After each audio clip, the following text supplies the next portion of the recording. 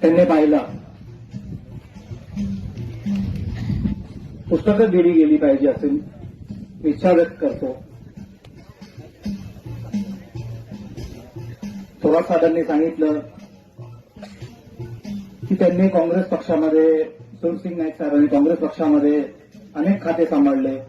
आदिवासी विकास होतं, त्याचबरोबर वन खाता, परिवहन, सार्वजनिक बांधकाम असं अनेक खाते होते.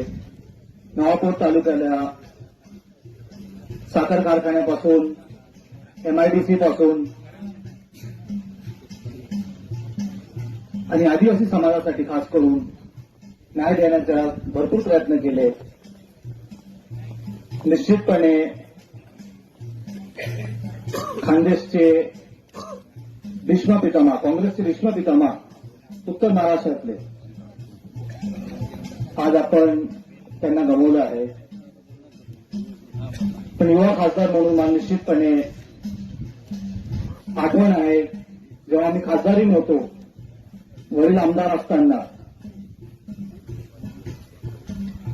नंदुरबार काँग्रेसचा बालेकिल्ला राहिला होता. एक माणिकराव गावित साहेबांमुळे आणि दुसरं सुरसिंग नाईक साहेबांमुळे. आणि निश्चितपणे सुरसिंग नाईक साहेबांनी काँग्रेसमध्ये जन्म घेतला आणि शेवटपर्यंत काँग्रेसमध्ये राहिले. आणि खरं काँग्रेसचे प्रत्येक कार्यकर्त्याला आज दुःखाचं डोंगर कोसळून आलं आहे.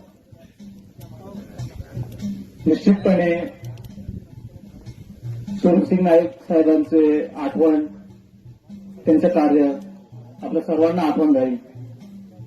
आणि युवा खासदार म्हणून मी पण प्रयत्न करेन की नंदुरबार लोकसभा मतदारसंघाला, ज्यामध्ये नंदुरबार नवापूर तालुकाही सुद्धा येतं, न्याय देण्याचा पूर्ण प्रयत्न करू. तेवढंच बोलतो मी आणि दोन शब्द संपवतो.